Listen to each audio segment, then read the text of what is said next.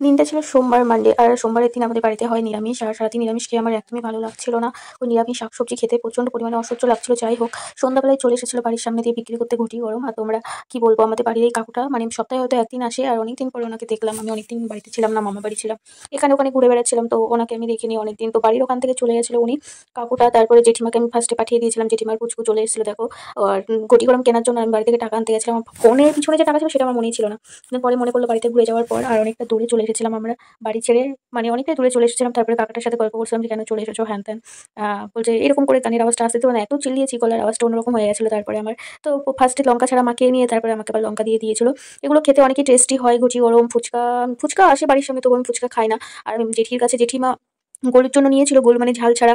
তো ওটা আমি একটু টেস্ট করলাম, তো ঝাল ছাড়া কি আর ভালো লাগে আমাদের? আর আমি স্নান টান করে মাথায় তেল ফেল দিয়ে, বুঝতেই পারছো আমার অবস্থাটা কিরকম লাগছে, আমাকে ন্যাকা ন্যাকা।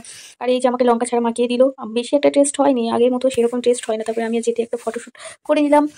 তোমার তারপরে ওখান থেকে বেরিয়ে আমরা বাড়ির দিকে আসছি, আস্তে আস্তে হেঁটে। তারপরে বাড়িতে দেখি কি দাদু আছে।